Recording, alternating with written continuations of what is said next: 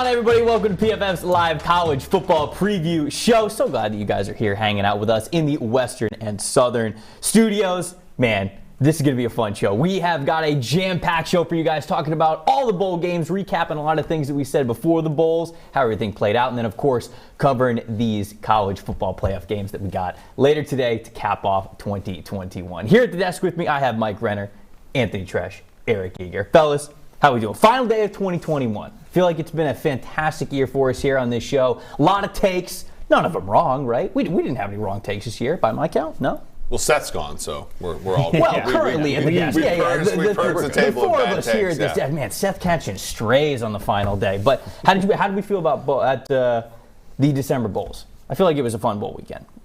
Yeah? I enjoyed it. I enjoyed the mayo bath over the weekend. We're going to get to that. We're going to get to that. It's been a fun bowl week. I enjoyed every single one of them, despite some people. I love every bowl. I want more. I want every team to play in a bowl, even UMass, even UConn.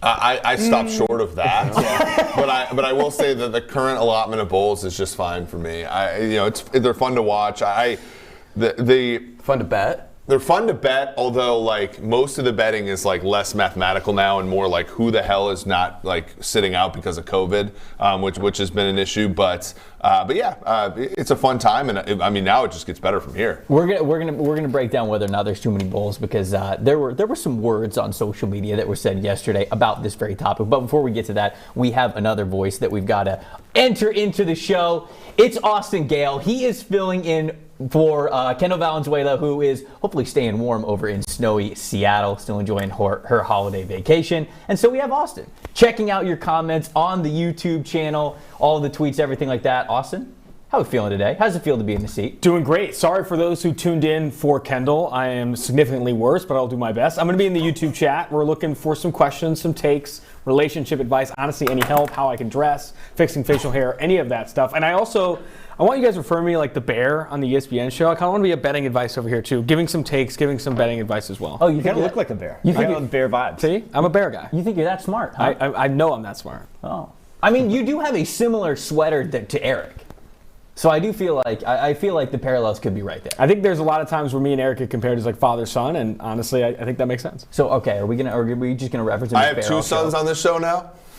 Oh, what, is Tresh the other one? Come, jeez, Tresh, you need to get retribution on that in the final show. We need to go into 2021 with you absolutely roasting Eric's ass. So I think that needs to happen between now. I have debts to pay back on this show. You definitely do. So let's recap. People don't get enough of it. Let's recap some of the bowl games that we've already seen. We saw Clemson beat Iowa State. We saw Oklahoma beat Oregon. Don't smile too much about that one, Eric. We also had Michigan State beating Pittsburgh. We had Purdue beating Tennessee in an absolute shootout. That one was a lot of fun. And then we had in the Mayo Bowl what was, I feel like, the spirit of bowl season combined into one contest, UNC and South Carolina. South Carolina comes away with the win, and Shane Beamer gets dumped in Mayo.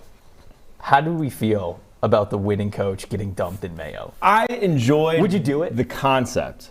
I thought the execution was, like, they had two people on the sidelines. It was like contrived. You can only watch it on the ESPN Plus app. It's like, let two players take a big-ass thing of mayo and surprise them with it.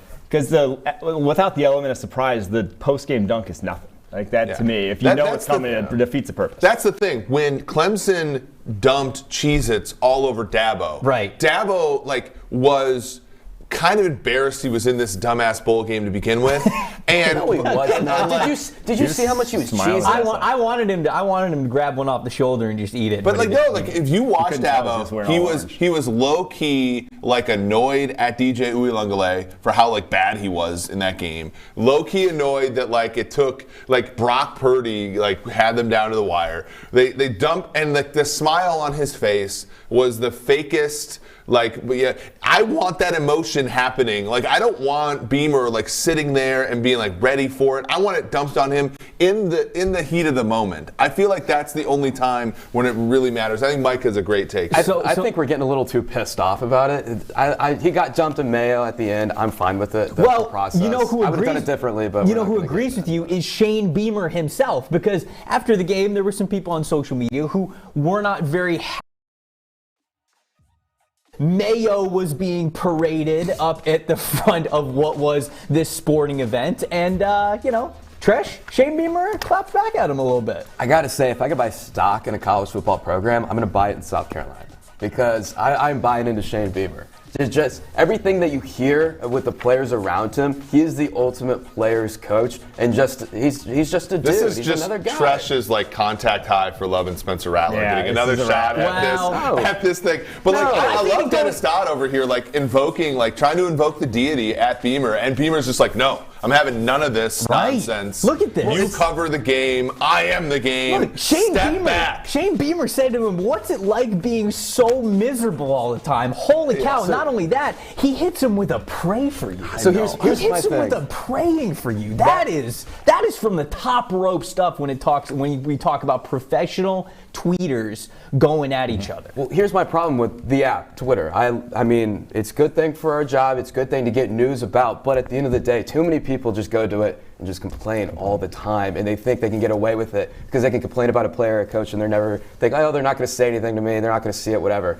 No, Shane Beamer's going to make it known. He saw that. He's going to rip him for it. Good for him. Positive vibes only. Quit being negative. Enjoy college football. Enjoy the damn Mayo Bowl. I did. Sam Howell, I felt bad for him a little bit because he was out there on an island. But South Carolina, they played pretty well. They were very good up front, and I agree. That's what bowl season is. Like I wrote an article for the NFL, and there was a couple of games like where the Chicago game, I was like, this has no playoff implications, just vibes, right? All these bowl games have no implications, just vibes. And if you can't vibe on these games, you're in the wrong industry. I will say, I would do a mayo bath, but I think the real question is, would Tresh do a butter bath? A little melted butter over the dome. Somebody jumping into something that they believe is fake feels like an amazing like quantum physics experiment slash. I would do. Well, hang on, I would do it. Look, Tresh is all about the spirit of college football. If he was a football coach, wins the Heisman, we all do butter baths. Yeah. Okay. All right. Look, if a few underdogs cover today, I'll jump in anything. To be honest. We'll think about it. I'll do it though. Are there too many bowls? Like I know we talked about this before. Do we feel like there are too many bowls? Because I don't. Look, you get a chance to play a school in a conference that you don't normally get to go up against. It's hopefully a chance for you to get to go to a different area, just have a different kind of scenery, cap off the season in a cool way. I know there's a lot more stuff that goes into it, and I'm also cool with players opting out if they want to for different reasons. But the bowls existing, I think, is a cool part about college football. I think we overrate or harp too much on the high end of college football and the guys who are going to play in the NFL and the guys who are top prospects. For the back end of rosters, for a lot of the smaller schools, they get killed for one more game. Like these guys at the end of the season want one more chance, want this trip to play with their friends one last time. To take that away from a lot of schools, like I don't agree with that there's too many. Like a lot of these guys cherish these moments. It's not just the NFL prospects. They can opt out, sure, whatever. We don't really care about that. That's fine. But it's the lesser guys that deserve this chance. Austin, you're being mighty quiet over there when we're talking about there being too many bowls. Felt like you weren't being as quiet when we were talking about it during the show. What the hell is this? You're up here like, yeah, I don't think there's too many bowls. No shit, you have a chance to like turn it on or turn it off. Like it doesn't matter what you think there are too many bowls. I think it's more of a conversation of like, are there too many bowls for these players, right? Like players are opting out. It's a fucking Prince Chedward of the Cheez-It is sponsoring it in these games. They're literally a joke. Like the way they're marketed, the way they're branded, there's Mayo baths, there's Cheez-It baths, there's Prince Chedward on the map. But that's fun. I know it's fun. But ask the players that want to play in these bowls. It's up to the players. It's not for me to say, are there too many bowls? I don't know if I want to watch this on TV. In 2019, average bowl viewership was 5 million. There are bowls that are getting fewer than 800,000 people watching. It doesn't matter if you like the bowls or watch the bowls. It matters. It's really if the players want to play in the bowls. And I think there's more conversation around like, some people are like, oh man, if you don't play in a bowl game, you're disloyal to your team and it affects your draft stock. Like that is the trash conversation I'm more willing into. As a fan who can make a decision of whether or not to turn on Prince Chedward or not, like it doesn't matter if there are too many bowls. These do better viewership than anything ESPN can put on right now. Live sports is what you push when you are in these positions. When I worked at Fox Sports San Diego, they would push and push and push. I don't care what show is on as long as it's live. It could have been live women's lacrosse, it could have been live anything. That is what does the best on these programming now, where everyone can get podcasts, digital subscriptions whenever they want. If you're going to put something on TV, Live will always do better. So obviously ESPN likes it. Obviously people making money like it. Prince Chedward's a big fan. It's up to the players if they want to play. That's who makes the decision, in my opinion. Are there too many bowls? Not the people who are receiving checks from Prince Chedward. But that's the rounding out of a fully formed opinion of this, right? Is that the players have autonomy over their situation. Mike's correct. Like, as somebody who played Division II football, not a full scholarship, all that kind of stuff, like, we would have killed for another game. And like, we would have killed to play together one more time. And like, for a lot of these kids, it's just, football is one of the peaks of their life and they want to play. And we should be able to incorporate people for whom that's not true. Mm. But I remember this as a society, like, and I agree with Austin, as far as players should be able to opt out, players should be able to get paid, all that stuff. I would agree with that. But I remember, I was there, August 2020, after a half a year of wondering if we were going to have sports, grappling with this. We were all excited to belly up to a TV and watch Central Arkansas versus Austin Peay in week 0 of last year. Yeah. Like, we cannot be in a position. We're literally forgot 18 months later. We're taking sports for granted again. No, I refuse. Like, you can put whatever you want on the TV. It's fine. Like, as long as the players want to play, I'm fine with it. But like, we almost had this thing taken from us last year. Like, how short-sighted are we getting with this discussion? Yeah, and I think it's a good point. It should be up to the players, but I think it's a high percentage of the players that want to play. Did you see Purdue after they won the Music City Bowl? It was like they won the Super Bowl, and I loved it because that's going to be a moment they all remember forever. It's like the 4th Super Bowl Purdue's won this year, by the way, too. So, no, I do. I agree with you. I think that the players love to play. When we look at the SEC, roping it back into these bowl results, SEC is just 1-5 now in bowl season. We worried about SEC level of competition with Alabama going up against Cincinnati or Georgia going up against Michigan, or are those two teams the cream of the crop and they're just going to be able to play to good levels anyways? Well, I'm not too worried about the SEC. Like I said, those guys were the cream of the SEC crop. Those were far and away the two best teams in the SEC all season, especially Georgia, just with how they ran the table. Like, it's not surprising that sort of the middle of the tier is losing to the middle of the tier of other conferences. Like, the middle of the tier we were saying all year long was kind of average in the SEC, but there were a lot in the middle tier. I think that's why they had so many bowl-eligible teams. But the very top, Alabama, Georgia, are still two different animals, so I'm not too worried about that. Yeah, the SEC has the most draftable players too. Yeah. Easily. And like, football is after the quarterback, the football is a pretty like team game, right? So you take 4 or 5 starters, it's worth more than 4 or 5 players, right? So if you're going to have an SEC team face and like, let's say, an ACC team, the number of opt-outs for the SEC team because of being NFL, trying to get NFL ready, is just going to be higher, right? And the knockoff effect, like their drop in play is going to be lower than a team like, a team that's fully functioning from the ACC or the Big Ten or whatever. And again, like, that's why you see like the Big Ten do pretty well in the bowl season, because they don't have necessarily as many draftable guys, and they're also like, so they're more cohesive and things like that. The drop off is far less substantial for them. So I think that's more of it. You're going to see today the SEC teams are going to be houses today because all their guys are playing if they're eligible. Really? So I don't think the opt-outs for at least these sets of bowls and everything is that significant. What's been the thing I've said since week 0?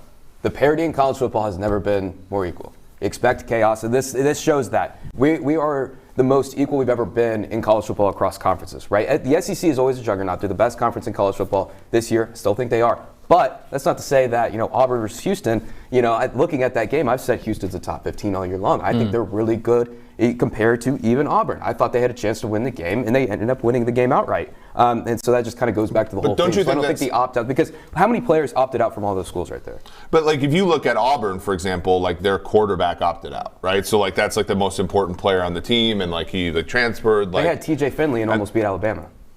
All right, so this is you guys talking about opt-outs here is actually, we have a pretty cool way to highlight all of the guys who have opted, not all of the guys, but some of the top guys who have opted out, because, going back to what Austin was saying, what you guys were saying, bowl season is great, having this final bowl is great, but if you don't want to play, you don't have to play. And a lot of these guys, for NFL draft implications, they're not playing in some of these major bowls that we're seeing here down the stretch. So we decided to come up with an all opt-out team. We tried to make a lineup like an all-pro team, an all-Madden team, an all-PFF team, quarterback all the way down to safety, where we're looking at some of the best players who aren't playing. And I want you guys to think about this and think about this list versus some of the college football playoff teams.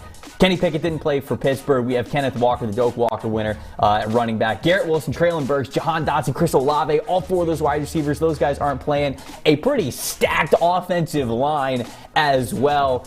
Man, that offensive team right there, that feels like an offense that could put up points against anybody. That's one SEC offensive skill position player.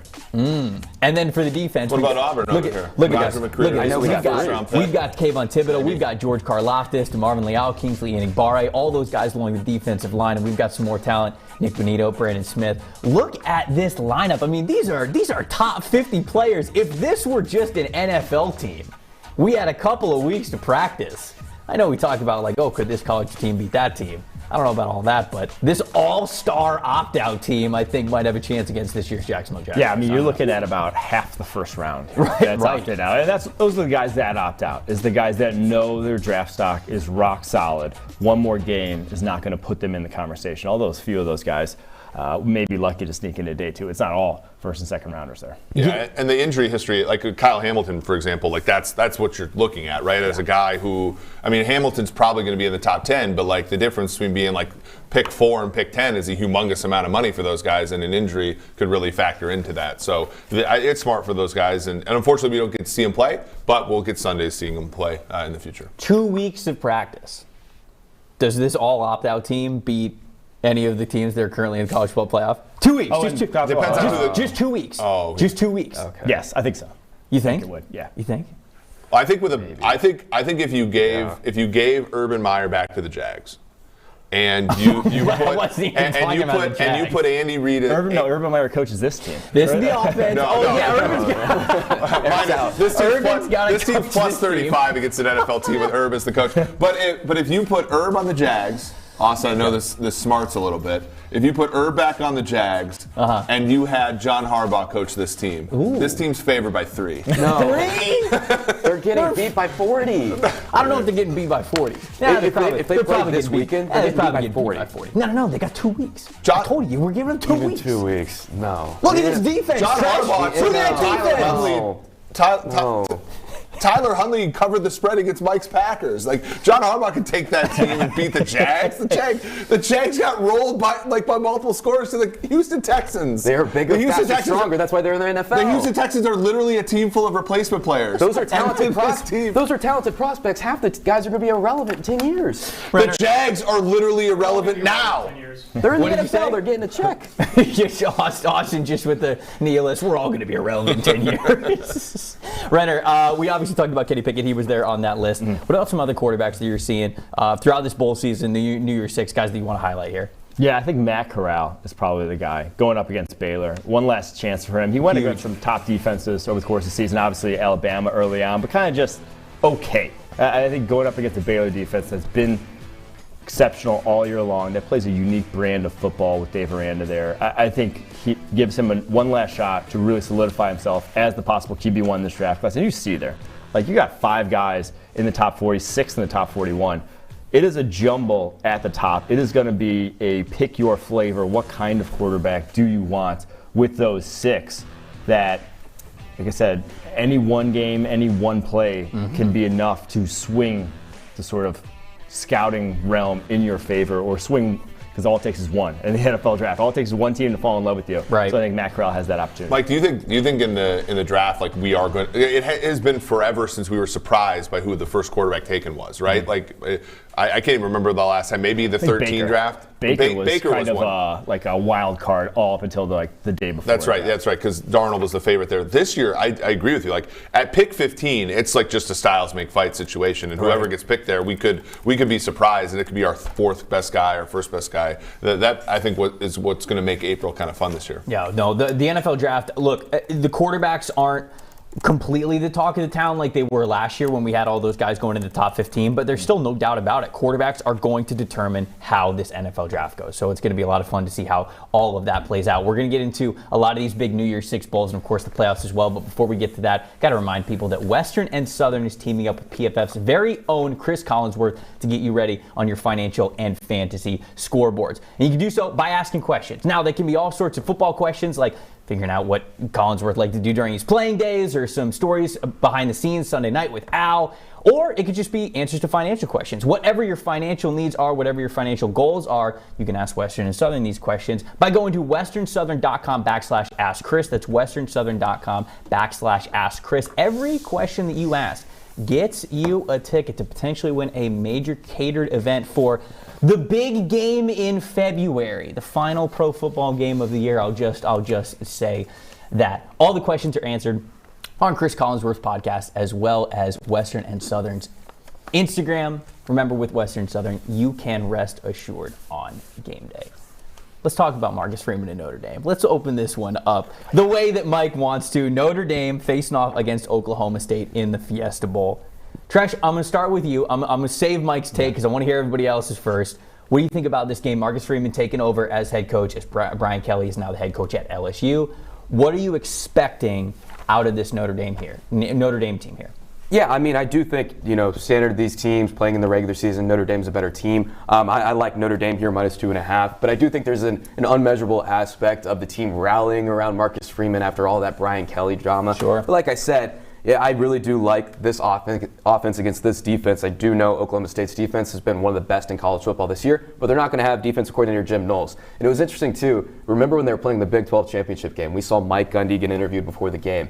He did not look confident at all. I remember it was me and a few others working here at PFF. We looked at the TV and it was like, that I've never seen that before. That's bad. And then I immediately took Baylor because I did not trust that Oklahoma State team. It was an exciting game at the end. But you look at Notre Dame's offense, what they can do against this defense. I mean, I really have been impressed with what Tommy Rees has done. Really grown, in my opinion, from a play calling perspective this year. I've made a lot of adjustments in Week 7 during that bye week, like I've said numerous times this year. Since Week 8, they came back from that bye. They're the second most efficient offense, including them with the Power 5 teams behind only Ohio State. Really taking out those pure passing concepts. Really kind of helping Jack Cohn out, who was pretty limited. Giving him a lot of easy dink and dunk passes, a lot of play action, RPOs and screens. Also taking stress off the offensive line, giving him cleaner pockets. And so I've been impressed with what they can do. I think they're going to have the clear advantage in this one, so I like Notre Dame. I believe that was Kyron Williams that we had on the screen. Kyron Williams and Kyle Hamilton both not playing in this contest, but you mentioned if you want to just go off of that since Week 8 line, Jack Cohn's a top 10 graded passer in our grading system in all of college football. I mean, he is playing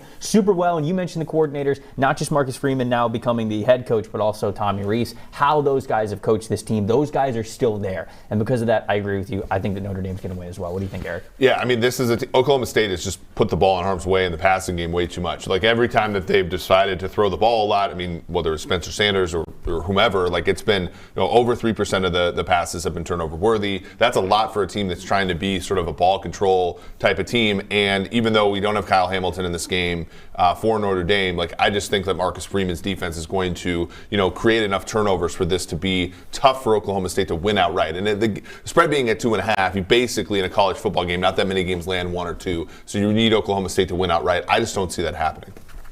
All right, Mike. All right. What do we ready? think? Now, so I absolutely have said I think Notre Dame's going to win this game. I'm excited to see the start of the Marcus Freeman era. Yeah. To me, I've said on the show before, it's not bowl season. When you do get the opt-outs, you get a nice taste of what this team's going to be like next year. So with no Kyron Williams at running back, you get a chance to see Logan Diggs, the true freshman, get a little bit more run. And you also got 2 freshman starting tackles there in that Notre Dame offensive line. Joe Altman, one of the stories of the season. He came in as a 3-star recruit. Came in, started as a true freshman a few weeks into the season as one of the second highest graded player on that offensive line. He has been fantastic. So to see that gives you a nice taste of where Notre Dame's going. Good news is, win or loss, all these guys get a PS5, right? Did the PS5 Fiesta Bowl, right? That's what we talked about with the bowl perks. I think they already got them. I think they no playoff implications. Big hype video. Shoot, they might be sleep deprived then if they've been loading up, playing some Call of Duty, playing whatever it is. I'm surprised nobody's tweeted. No playoff implications, just vibes. Just vibes. This game's just off vibes. Guys, we are running a huge promo over at PFF right now for elite subscriptions. This is the best subscription that you could possibly get at PFF. It gives you everything that you could possibly want, whether it's fantasy advice, draft advice, whatever you're looking for, pro or college football. An elite subscription gives it to you, and right now you can get it for 50% off. Last day here in 2021, you can get it for 50% off if you use the promo code ELITE. up. There's so many things that you can get here. I've been working for this company for 4 months, and there's still parts of Elite subscriptions that I haven't even been able to touch yet because I'm using so many different tools that we have. Betting, predictions, draft guides, everything. You get it all within Elite subscription. Use the promo code ELITEUP. Get yourself 50% off if you don't have it yet. Next game I want to preview has to do with Matt Corral, the quarterback that you highlighted. He's playing Baylor here in the Sugar Bowl. Ole Miss versus Baylor. I'm surprised that Matt Corral is playing in this game, just because we have seen so often that if you are even in the conversation for QB1, you don't want to risk it. But at the same time, this is kind of who Matt Corral is, right? It just feels like, and I don't say that taking anything away from any of the other guys. I love that he's playing, but I'm surprised that he is. So with Matt Corral in there, Tresh, what do you think happens in the Sugar Bowl here this week? Yeah, I mean, the last I saw, they're favored by 1.5. I like that. I like that a lot. I also like the over in this game. Why? Because Matt Corral is finally healthy. The second half of the season really wasn't up to, the expectations he was setting in the preseason, but he was hurt. He was banged up, and he also had his top 3 wide receivers consistently out with injury. All of those guys are healthy, and they're out for blood in this game. And, hearing some of the team really talk about Matt Corral, they're not surprised at all, because this is who he is. And like you said, he's in the conversation to be the top quarterback. He could make himself the top quarterback if he balls out against a good Dave Aranda Baylor defense there. So I like Ole Miss in this one just because they do have the better quarterback. Kind of seeing, I think we're going to see a type of Matt Corral that we saw, for the first 7 weeks of the season when he was the 4th highest graded quarterback in college football. I like Ole Miss as well. To piggyback off the Matt Corral conversation, I don't think it's a lock that he comes out this year in the draft. He's a redshirt junior. He has another year of eligibility.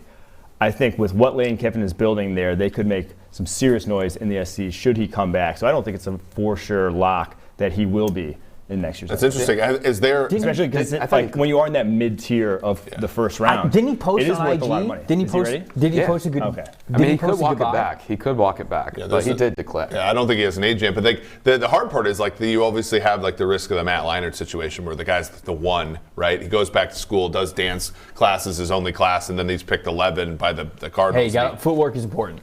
True. Yeah, and he demonstrated that as the Cardinals QB. But yeah, the issue here is that he was a favorite to be the Heisman winner, and then down the stretch it was kind of bad for him because of injuries and stuff, and that's why I think you're getting a good value on him, minus 1.5 in this game, and I agree with it. It makes me nervous that we all agree on the same exact thing, but I do think Ole Miss, minus the points here is a pretty good bet. Well, I think that an area where you could look at this game and say Baylor might have an advantage is how well they run the ball, how willing they are to put it in Abersmith's hands, and Ole Miss is not good at defending the run. I know they've had injuries on the defense a little bit throughout the year, but they have a below 60 grade on the season for defending the run, and Baylor is a team that has almost an elite grade as a team when rushing the ball. I believe it's somewhere in the 89 range, and so this is the area where if Baylor is going to beat or at least keep this game close, because I don't think Baylor has the quarterback play to keep up with Matt Corral when all of his weapons are healthy, but they might be able to control the tempo of the game enough to keep Matt Corral off the field enough, right? Because if they do that, I think that's possible, but I think the more likely outcome is receivers are healthy, Matt Corral's last game, my guy's absolutely going to light it up. So, and that's a good point. We talk a lot about Jeff Grimes, the Baylor offensive coordinator, what he's done as a play caller, taking lesser talent and turning it into a really good offense. Poor quarterback play, but really scheming up open receivers to be an efficient group against bad defenses, and that's that. That's why I like the over in this one too. But I still like Ole Miss. Makes sense. Renner, what's the big board look like for this Sugar Bowl here? Yeah, so one guy on each team is in the top 100 of the PFF draft board right now. Corral, obviously being the guy for Ole Miss. But Jalen Petrie is going to be an interesting one here. Slot cornerback for Baylor, going up against all the RPOs and stuff that Ole Miss runs. He'll be the guy that's kind of under attack. I saw Treash just nodding his head. You always love when we just highlight the underrated slot guys in college football, because you know so many players. It's so funny. You'll come to me with this guy and you'll be like, "Did you see this slot player from Tulsa?" And I'm like, "No, I haven't gotten to Tulsa yet, Treash." And you're just like, "He's the man." So I just saw you smiling about that one. I know he was one of the offseason I was watching. I was like, "Damn, this guy's pretty good. He's explosive." He's I don't know if you're gonna like this, but I was watching him last year. He kind of reminds me of a junior, like a junior weenie hot version of Jeremiah Lucicorma when he's in Notre Dame. Jalen Petrie? Yeah. I see. I mean, he's very good in that role. Probably the best sort of like pure slot in the country. I don't know where he plays in the NFL, but I mean, slot's kind of a full-time role in the NFL nowadays, so you can just stay there. That's what you come to PFF for the underrated slot players that nobody else knows about. That's what Treash is serving up every single week. We've got Ohio State and Utah now in the Rose Bowl. Utah, man, they've been on a tear at the end of the season. Obviously, Ohio State, last time we saw them, it was a loss to Michigan, but this is still a really talented, good Ohio State team. Now, Ohio State is missing some really good players. Starters along the offensive line, starters at wide receiver. Like, these are major guys that had an impact on how well they played this season, no doubt about it. But they have a lot of underclassmen, guys that aren't draft eligible that maybe if they were draft eligible, they wouldn't be playing in this game, but quarterback, running back, the other wide receiver, like all of these guys are still in it. So Ohio State is still very talented. Because of that, they're still favored by 4.5, I believe, Eric, is what it is over Utah. So Utah's getting 4.5 points. Tresh, what do you think about the Utes getting 4.5 here? Give me those 4.5 points. I like Utah a lot. No Chris Olave, no Garrett Wilson. Simple as that. These guys are in the 90th percentile in separation rating and single coverage. They get open just as much as anyone else in college football. I think, C.J. Stroud, we've talked ad nauseum this season about how, he does have the box score numbers. He was a Heisman finalist, but he was significantly helped out with those wide receivers and really just the ecosystem in general. I think as good as the depth Ohio State has at wide receiver, I think missing those two guys in particular really going to hurt him there. So I like Utah here getting these 4.5 points. It is not like Ohio State, though, is bereft of receiving talent. Like, they're still going to win one-on-ones. Yes. You're still not going to go up against Marvin Harrison Jr. and think your corner's just going to hold up on an island. That's not going to happen. Like, Ohio State still has the talent there. I still trust that passing game is going to operate. So I'm going Ohio State. Ohio State is one of those programs that just they don't rebuild. Like, I know it's cliche to say they don't rebuild, they reload, but like that is Ohio State. When you lose a star player at a skill position,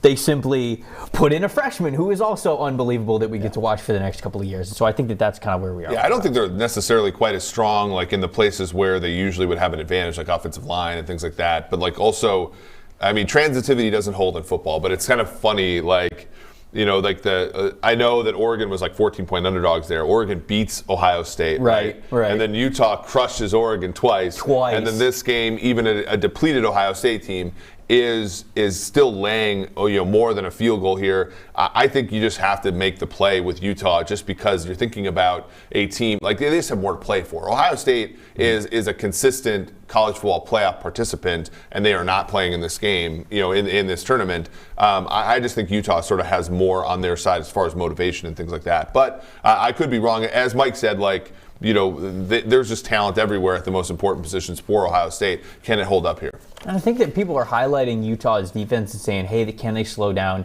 Ohio State? And I think that that's a valid question. But at the same time, this Utah offense has been playing really, really well down the stretch. 91.3 grade on the season.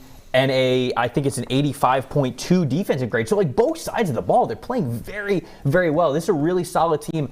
I think 4.5s. They haven't left a game to doubt for months. Right. Utah. Right. That's a really tricky. The hard part is obviously translating. This is why bowl season's so hard. Translating, doing all that against the Pac-12 to doing that now, against the best team in the Big Ten, probably other than Michigan. If you take the 5 best players that are playing in this game for Utah and stack it up to the 5 best players playing in this game for Ohio State, I think there's a pretty good debate Utah is the 5 best. You think? Yes. Oh. Considering the opt-outs. Michael talked about that with the draft. I thought you were going to say the opposite, but Mike, who you got on the big board for this game? Yeah, so if you do look at the big board for Ohio State, those top 3 guys are not going to be playing in this game, like I said. So Devin Lloyd, quite easily the linebacker for Utah, the best player on the football field. I got asked, I was doing Columbus radio, they were saying, how do we attack Devin Lloyd? I said, don't attack Devin Lloyd. That's how you attack Devin Lloyd.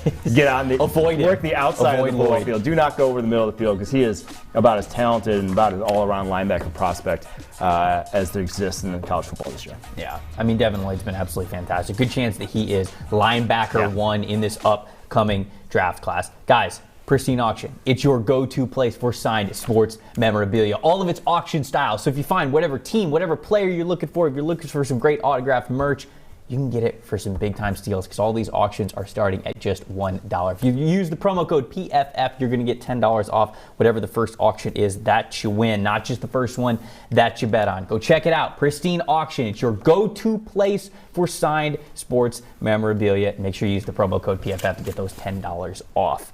It's time for the college football playoff. It's time for the big two, the one that everybody's talking about, the one that everybody wants to know. Does Cincinnati cover? Does Cincinnati win? Does Michigan win outright? We're going to talk about it all here, and we're going to start with Alabama. Alabama and Cincinnati here. Cincinnati finally makes it. They represent the little guys, if you will, and they do it in the way that is poetic, right? They're going up against the giant in college football. No one has been more dominant than Alabama over the last 10 years or even since the college football playoff has started. And so this is a bit poetic here. Tresh, what do you think about this with Cincinnati getting 13.5 points against the Crimson Tide? I like it. I like the 13.5. I'm going to take them. I will say, so Eric with the head shake. A lot of people across the industry, across college football, think Alabama's going to beat the doors off of Cincinnati. I don't think that's going to happen. Now, you go back to 2019, you ask me, is there any way LSU is going to lose in the college football playoff? No. You go back to last year, is there any way Alabama's going to lose in the college football playoff? No. This year, I can't say that about any team. This Cincinnati team matches up very well against Alabama, who has a pretty big weakness, and that's the pass protection. It still was an issue against Georgia. Bryce Young was under pressure over a third of his dropbacks, but he overcame that. Mm-hmm. He played pretty much, he was Superman in that game. He was. Now, Eric, can you be Superman every week when you're under pressure that much, over a third of your dropbacks? You can't. We saw that against LSU and Auburn, right?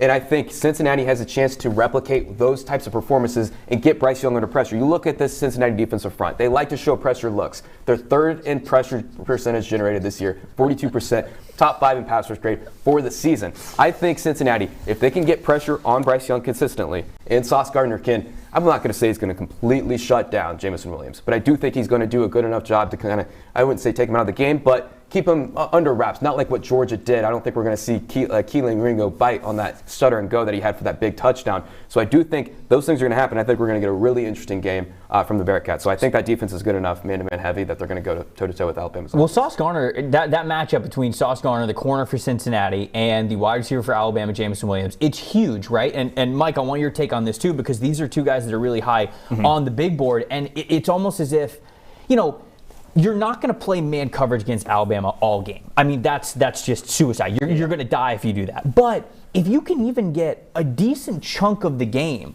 where Sauce can really handle and, I guess, wipe out Jameson Williams on a handful of plays man-to-man, that frees a lot up. That frees you to throw some stuff at the pocket, get creative with where you're positioning your safeties, what you're doing in coverage, all of that. And I think it hinges upon, can Sauce Gardner survive against Jameson Williams, who absolutely put Georgia in a blender? Well, it'll be interesting to see what their actual game plan ends up being, because this is a very man-heavy team. This is a very single-high heavy team. The defenses that Alabama has faced that are similarly built to what Cincinnati does, LSU and Auburn, they struggled against. And it'll be interesting to see if Cincinnati goes and takes a page out of what Bill Belichick likes to do against number one wide receivers a lot of times, and not use Ahmad Gardner just to lock down Jameson Williams. Use Kobe Bryant, put him on him, and then put a safety, lean the safety to that side, so then you're limiting double coverage, limiting those big plays from him. And then basically you're asking the second wide receiver, which is why I think the John Mechie injury is so big, to win one-on-one against Ahmad Gardner, who is a dominant type of cornerback. So Alabama's number 2 wide receiver then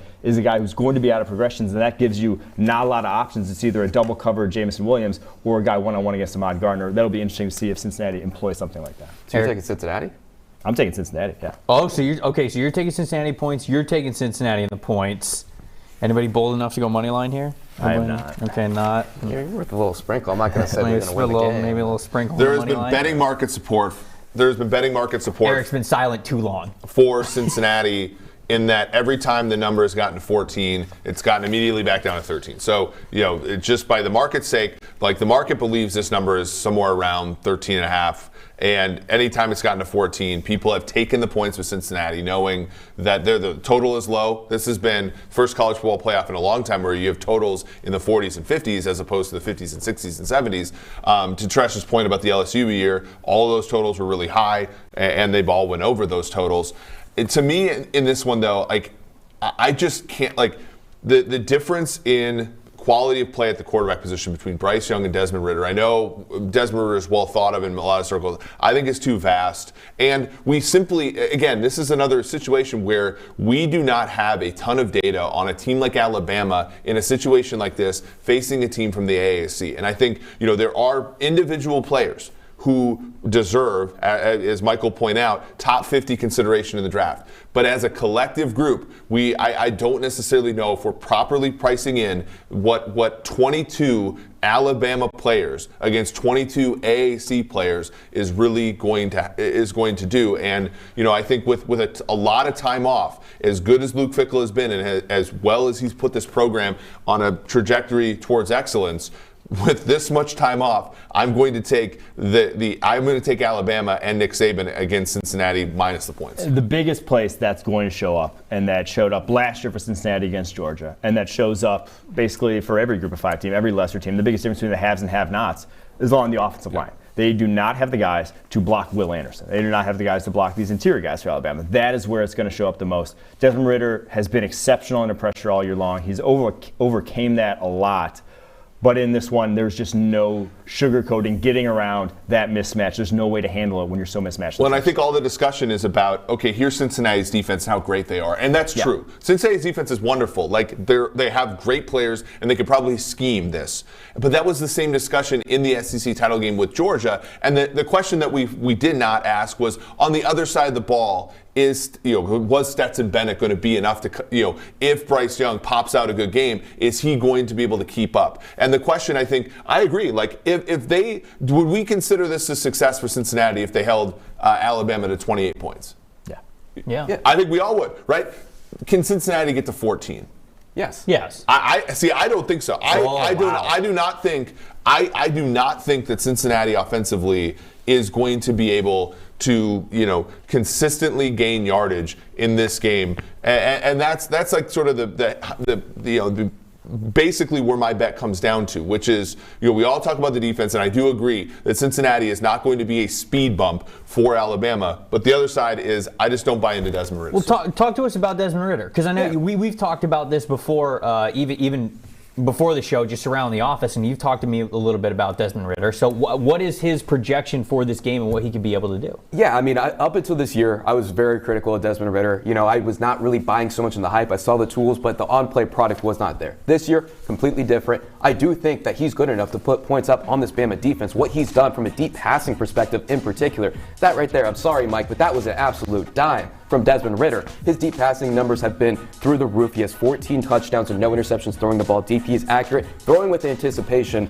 like we saw right there. And then, again, don't always trust the box score right here. This is an absolute dime against this game that broke Eric's heart, that makes him hate Cincinnati to this day when they couldn't cover against Tulsa. 2 perfectly thrown deep balls that could not be reeled in there, and that probably would have changed the outcome of the game. So you look at what he's done since week 10, he's actually the 3rd highest graded quarterback in our database, and PFF College's database. I just think that he has the ability to do that, and like you said, Mike, what he can do under pressure, he's been much calmer when he's in the pocket and it starts to collapse on him, but he's also athletic. He can make some plays with his legs. And you have Jerome Ford, who was 3rd in rushing yards over expectation this season. I think those guys who played for Alabama, I know he doesn't want to be considered the former Alabama running back, but it's true. He was good enough to play for Alabama, took his chance at Cincinnati, and now he's living up to the hype. So I do think Cincinnati has the horses on offense to really keep up with them. Austin, what do you think about this game? Where are we here with Cincinnati and Alabama? Are you believing in Cincinnati enough with the 13.5 points, or do you think Bama? Because you were on Bama over Georgia, right? You had a lot of confidence in the Tide when they were playing what we think is better competition in Georgia. So are you still rolling with the Tide here? I am not one that has a lot of joy in betting against Saban. Now, I think the markets have been interesting. Seeing it at 13.5, I think 92% of the money bet on this game was on Cincinnati at 13.5. It gets out, or Bama, and then it gets out to 14, and then it comes back down. I think the market is efficient at this 13.5 and 14 number. And I think speaking to what Eric said, right, I think there is a lot of talk about this Cincinnati defense. Kobe Bryant, Jim Thorpe winner, Ahmad Gardner, a top 50 player on PFF draft board, along with Myjai Sanders and Desmond Ritter. this Cincinnati Bearcats team is talented, like draft eligible talented. Jerome Ford, also a transfer from Alabama, their top running back. He can obviously compete in the SEC. I really do like this Cincinnati team. And while everyone focuses on the defense, 5th ranked defense, need pay per play allowed in the FBS, the offense ranks top 10. Like, this offense has been good, yes, against American athletic competition, but saying that they're not going to be able to get 14 against Bama, I kind of disagree with. This offense has been good. And Desmond Ritter, maybe you don't like him as a draft prospect, maybe you don't like him as a first-round caliber player, but he's experienced, he's seasoned, and I do think that going into this game, I like Saban over Fickle, but I like Cincinnati to cover plus 14 and even plus 13.5. Austin mentioned a handful of players that I know are on the PFF big board, and I feel like this game is flooded with players who are on the PFF big board. So what do we got here, Mike? It truly is. Alabama, obviously, every single year, it doesn't matter. They're going to have dudes in the NFL draft. As you saw, they tied the record last year for most first-rounders, and they just get more. Those guys, Evan Neal, Jamison Williams, the two to note. It would not surprise me if both went in the top 10 come next April. And then the big one, though, is 49, John Mechie, the other wide receiver, route runner, guy can get open on his own.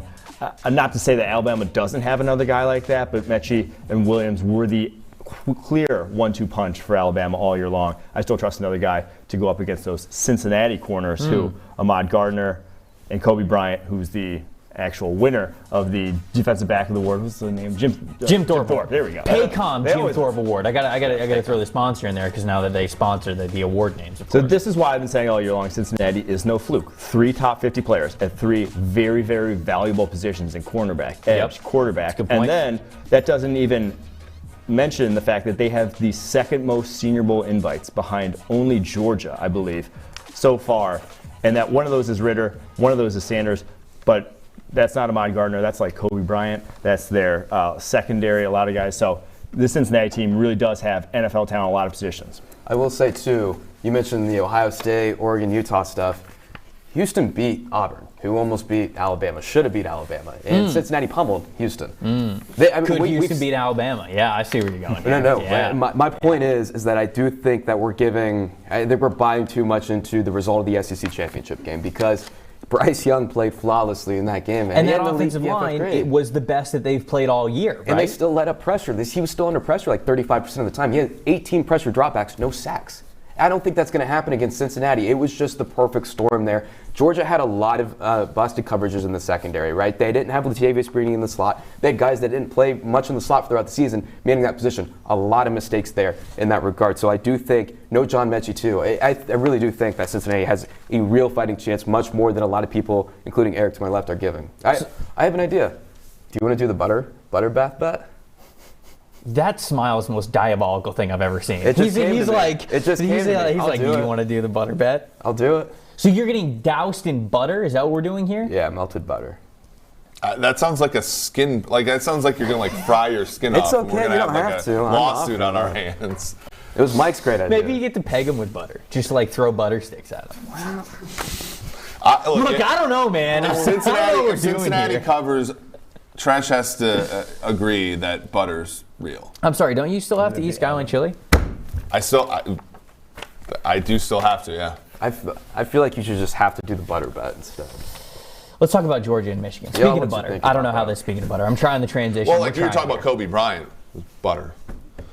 He's wearing number 8. Sure, he is wearing number 8. He actually switched to number 8 for that very reason. That had nothing to do with Georgia and Michigan, but now we're really struggling with the transition. These are two very good football teams, and rather than talking about is this game going to be a blowout that the line believes that it's going to be, a 2-touchdown double-digit game, this one's 7.5. Michigan's getting 7.5, which feels like a lot, but I feel like, Eric, I just want to start with you. That feels like a very high number, and it also makes it feel like the committee is not taking that one loss against Alabama super seriously, like that Georgia was a fraud all year. Yeah, I mean, we have our green line tool up where we could look at some of the, the way in which the numbers sort of factor in here, but absolutely, when you look at this game, the number has basically oscillated between, 7.5, 8, 7, and we've always liked Michigan a little bit under that, right? Michigan is the 2 seed here versus the 3 seed for Georgia. Georgia is favored. The Big Ten has done really well this year in bowls, right? And the Big Ten does appear to be a pretty well, adjusted conference. So we would see a little bit of money value on the spread. We'd see a little bit of value if you want to look at the total, the over-under there.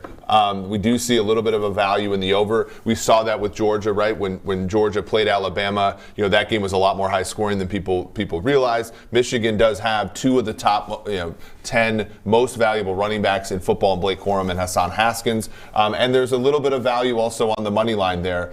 When you look at Michigan, we have our number far short of where the market's offering you. So go ahead and lean into that because, again, I think we're not pricing in enough where Georgia faced the one good team they faced all year. Mm-hmm. They got blown out, whereas Michigan, I think, is a very battle-tested Big Ten team that has beaten some fairly good sides, and the only one that they did lose to, a Michigan State team, was a team that was pretty plucky all year. Just to say again, use promo code ELITEUP, get yourself 50% off on an Elite subscription. You can see all the Green Line tools, and you can break that down on everything before you make your bets on the game. Treash, what does Michigan need to do to look out for when facing Georgia? What is the thing that Michigan needs to be most aware of when they're facing Georgia today? Yeah, I mean, the big thing, first things first, I'm going to say I like Michigan plus 7.5. Mm-hmm. And like you said, use promo code ELITEUP, gets you 50% off. You also get an extra year tacked on top of that if Michigan covers the number. No better deal. I know. I saw this and I was like, man, they're going to get this. I think they're going to cover. Yeah. But back to my point, what Michigan needs to look out for, I think defense is going to be key in this one because offense, I think they're going to struggle to run the ball. Georgia's run defense is the best I've ever seen here at PFF. A lot of their offense has been productive off of trick plays, as Eric likes to say, kind of the fuckery a little bit. No one's been more productive, generating EPA per play on trick plays this year than Michigan. So they're going to need that. But defensively, they need to step up, specifically against Georgia's play action offense on early downs. So this year, they're 59% running heavy personnel on early downs, and they've run play action in general 48% of the time on early downs, about 15 percentage points higher in both of those metrics than last year. And what they've done on early downs, they've taken their EPA per play from flat 0 to 0.36 passing the ball. It's the best in the Power 5. So let's go and look at some of the tape here and look at examples of what they've done. So this right here is a 1st and 10 play from Auburn right here. So we'll go ahead and roll it right here. Look at the middle of the defense there. Boom. All of them bite. Right there, middle of the field, completely vacated, wide open. Look at the left wide receiver down here at the bottom of the screen. Go ahead and roll it. Sets up the cornerback perfectly. Post route down the middle of the field, wide open there for a score there. Ooh, so that's a nice little route. We've seen that a lot this year from this team, this Georgia team. They're having a lot of success running play action on early downs. That right there, I think Michigan has to look out for. They also need to look out for Brock Bowers on this play and also the scheme touches that they're going to give him. So we got another play here for you all. So this is a dangerous play. This right here is going to be a tight end slip screen. So watch Brock Bowers, the tight end right there at the bottom of the screen. He's going to let the rusher by him here for an easy screen, and he's going to take it after the catch. So we'll go ahead and roll it. Sets it up. There we go. Boom. That right there. This guy has ran a 4.5 40 of plus 40 inch vertical, and he did that as a sophomore in high school. There's a penalty at the end of the play. There's a penalty at the end of the play, but at the end of the day, he still got a pretty big gain. Right. They still tacked it on there at the end. They did that. They did a play like that, I would say, almost every single game through about week 12. Then they stopped. I think they're saving it in their back pocket for this game. And the big thing that I go back to those plays, they need to stay disciplined against play action too. Speaking of butter, Michigan's been absolutely buttered against play action this year. They're giving up a 114.1 passer rating against play action. Against Nebraska, give up 9 for 9, 194 yards, 3 tuds against play action. That's the game that kind of scares me a little bit. I still like Michigan, but they need to be better. That's the best 3-9 team though in all of football. Is it? You got to be careful. Is it? Is it? Yeah. The Nebraska was 1-8 in the Big Ten and had a 0-point differential in those games. They won their game by 49 and lost the other. I'd like to see the other 3-9 teams before I commit to saying that. Mike, what do you think about this game? I'm going to go the opposite. I just don't think there's a matchup that really favors Michigan in this game. You got the Joe Moore award-winning offensive line that basically fueled their victory over Ohio State. But they're going up against a defensive line that Tresh just said no one runs on. Even Alabama. Like, how did Georgia's defense get exposed? We got exposed by an elite college quarterback hitting an elite college wide receiver down the football field on dimes. That is what lost them that game, is Bryce Young playing out of his mind to receivers that are going to go in the first or second round. That is what Michigan does not have. They have a strong ground game. And yeah, they can rely on that, and yeah, they can run some trick plays, but unless it's really going to be a 13-10 game, if Georgia can score at all offensively, and I think they can, and I'll get to that a little bit later why. If Georgia can score at all offensively, I think they cover this number. Man, I feel like when you look at these two teams, I would definitely lean Georgia in a lot of areas, but it's not like I don't know if I'm fully with you because I see where those areas, even where I would lean Georgia, I think that Michigan's kind of right there. I think they are very similar stylistically, and that's why I do think that this game is going to be decently close. I really do. I think the touchdown and a half, the 7.5 points, I think that's a ton. And if Georgia kind of comes out and they can cover the 7.5, man, then I think they're going to be on a roll for the national championship, and they're probably going to be favored even if Alabama wins. But Treash, I mean, what does Michigan then have to do? Like, what is Michigan's recipe for success? How they're going to attack Georgia? How they're not only going to cover getting that 7.5, but maybe even come away with the victory and get to the national championship? Yeah, like I said, they need to look out for that play action. But if they can stay disciplined, get to the money down, and get Stetson Bennett to a 3rd and long situation. Now, I will say, Stetson Bennett needs to be starting over JT Daniels. I've been in that camp all year long. I've always said I think JT Daniels is a little bit overhyped. I get he was a 5-star. Stetson was a walk-on. But I think Stetson's the right man for the job. But that's not to say the cornerback situation for Georgia isn't an issue. It is a weakness, and you will see it there. You look at this Georgia team, not a lot of obvious passing situations this year, right? Because they're always ahead. That defense has really kind of carried them, and that's why we see that early down play action. That's been the reason why they've kind of been ahead. I think if they get to those 3rd and long situations, you have Aiden Hutchinson on the edge, the most valuable edge defender we've ever seen in the PFF college era. That's a big advantage against an offensive line that's getting a true pass set 3 out of every 10 dropbacks. But also, you can also get creative in the pass rush to really kind of limit Georgia. So let's go ahead, run some tape here. This is what Alabama did. Master today. Yes, this is what Alabama did constantly when they got Stetson Bennett into those 3rd and long situations. So the big thing that I've been watching with Stetson Bennett this year was when this happened, a lot of teams presented mug looks to him, and it kind of made him nervous. So this right here, look at that off-ball linebacker. He's creeping up towards the gap. So we'll go ahead and roll and keep an eye on those two outside linebackers to our right, on their left, the defense's left, and go ahead and roll the tape here. So you have those 5 showing a pressure look. Now stop it right there. You have that safety coming down towards Stetson Bennett, rushing the passer, but you had those 2 outside linebackers drop into coverage. This is called a simulated pressure, right? You only have 4. So a simulated pressure is when the quarterback, pretty much you're only rushing 4, you're simulating the pressure. The quarterback feels rushed, timing is thrown off here, and he gets rattled here. So you go ahead and keep running it here.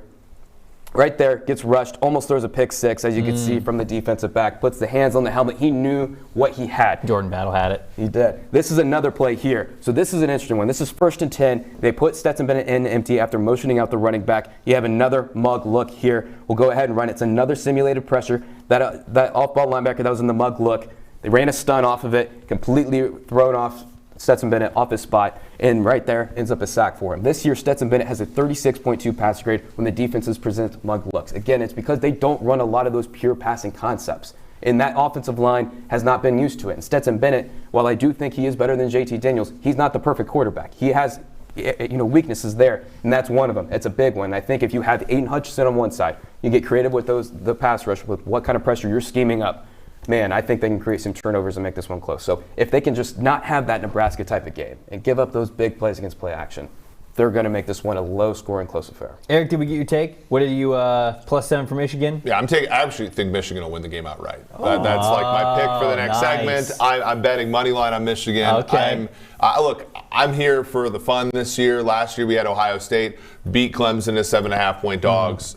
Not unprecedented in this round, so I'm going to take Michigan ATS here, just like I'm going to follow the model here. Mike, let's highlight the big board a little bit here before we get to our semifinal and national championship picks. Who are some guys that you're really looking at here for Michigan and Georgia? Yeah, on the Michigan side of the ball, obviously Aiden Hutchinson. Everyone knows about him. #1 overall player on the draft board, but it's defense heavy. They have a lot of dudes on that side of the ball. Their pass rush, that's what's going to win in this game if they are going to win. It is going to be Aiden Hutchinson, David Ajabo, getting pressure, forcing bad decisions from Stetson Bennett, like Anthony Treash just said. And then a couple nice safeties there. Daxton Hill, one to highlight. He'll be in the slot. That'll be one of the most fun matchups to watch in this game. Him going up against Brock Bowers, Ladd McConkey, the 2 youngsters there. Bowers only a true freshman, McConkey a redshirt freshman. Those guys have been fueling that offense. Those guys are dynamic playmakers. And they get George Pickens back. If we go to the Georgia side of the ball, a lot of guys on the defense, we know about that, but George Pickens is the one, hopefully back healthy from that ACL. We saw him just get his feet wet against Georgia Tech, play in the SEC championship game. Made one nice play, but wasn't a consistent impact player. Hopefully fully recover from that ACL. But if you look at why we said Georgia's run defense is good, 2 DTs there in the top 50. 2 linebackers in the top 75. A big safety there at 42 and Lewis Seen. They are damn good on the defensive side of the ball. They had to change up the graphic format because there were so many players on Georgia. The other graphics were, you got a nice player on the left side, and then you got 2 or 3 guys over there. Georgia's got like 8 or 9 players, which is crazy. Austin, what are your thoughts on this game? We got your thoughts on the Alabama-Cincinnati contest. You rolling with Eric? You think Michigan's got a shot here? Or you rolling with Georgia? Yeah, I really do think that Michigan has a shot. It is the green line pick. It is, Eric's baby, green line. He does a lot of the math behind that. It is green line pick plus 7.5. I love that he likes it on the money line as well. And also, promo code Elite Up. If you use it now, you use promo code Elite Up, you get 50% off Elite. That's $100 for a $200 subscription. If Michigan covers the 7.5, you get a bonus year. So it's $100 for $400 of value if Blue gets that 7.5. Wow. If they win outright. So it is an awesome deal, and I do think that PFF is backing it, right? I do think that Michigan covers the 7.5. With Mike, though, right? They don't match up well. They need to run the football to win this game. Hassan Haskins has been a big part of that. That Joe Moore offensive line has been a big part of that. And Georgia's run defense is one of the best run defenses, not just this year, but that we've seen over the past 5-6 years in terms of EPA per play allowed. They have been that good against the run. Where they win, I think Treash made a good point about the EPA per play on trick plays. If Jim Harbaugh goes into this game and tries to go toe-to-toe with Georgia, it's not going to work. Right. They need to bring out J.J. McCarthy, the true freshman. They need to try these different things, get spicy with it, get tricky with it. And something that someone in the office told me recently is that Jim Harbaugh versus Kirby Smart, I'll take Harbaugh. I think Harbaugh backs this up, 2 weeks of preparation. I think he can go toe-to-toe with Kirby Smart and the best team in the country for however many weeks it was before they lost to Bama. I think Jim Harbaugh, I like that over Kirby, and I think they covered the 7.5. And hell, let's get them to win. Mike, which of Jordan Davis's 12 snaps are you looking most forward to today? The one where he's one-on-one. That one. The one where he forklifts the center into the back. The Alec Baldwin lookalike gets a stray over there, Kirby Smart, and then, Is Austin and Alec Baldwin? No. Has Kirby Smart and Alec Baldwin been in the same room together? Oh, I don't know. Maybe. I can't say for doppelgangers. Sure. Not following the guy around. But, okay, so to Austin's point that I wanted to build off a little bit, I agree that if Michigan tries to play the exact same game as Georgia, it's not going to go well for them. But we've talked about this on the show, head coaches are almost more like CEOs nowadays. And it's your coordinators who are the guys that are often making the big difference when it comes to on-field production, especially in big games.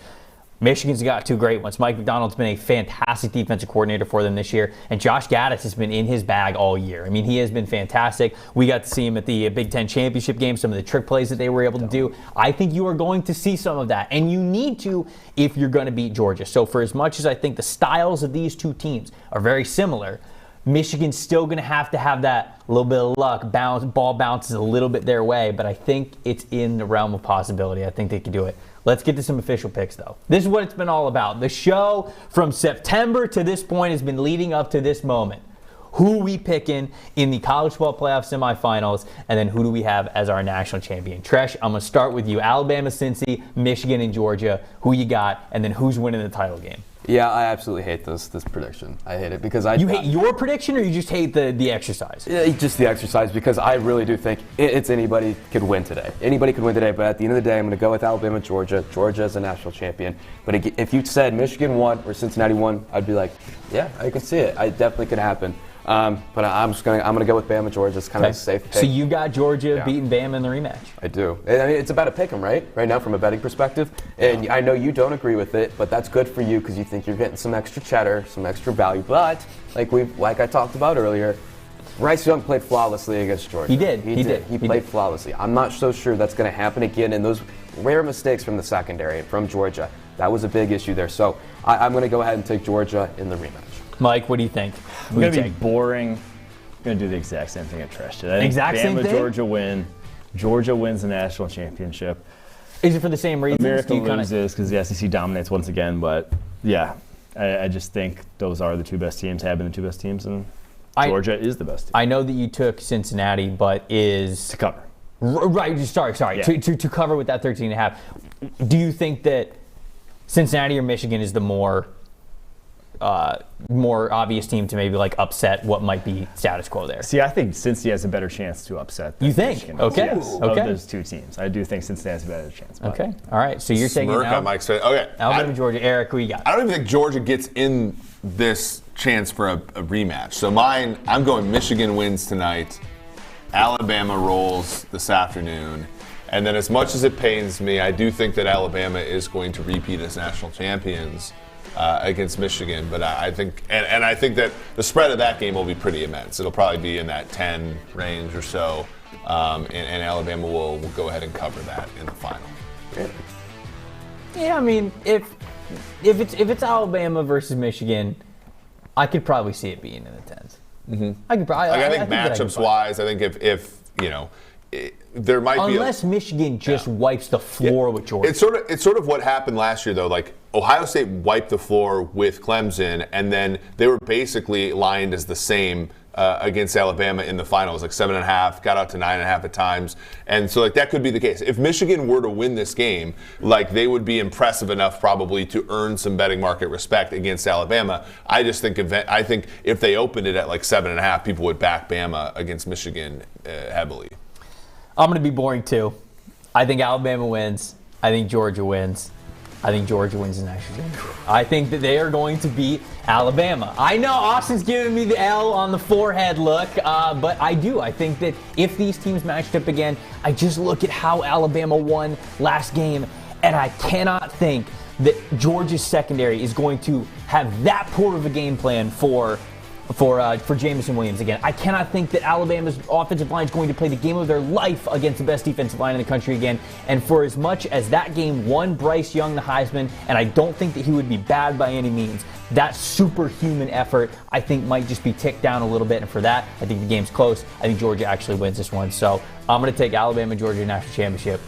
The Georgia groupthink is strong over here. I mean, whole time, man, like whole year, it's just been Georgia. We've been arguing spot 2, 3, 4, 5.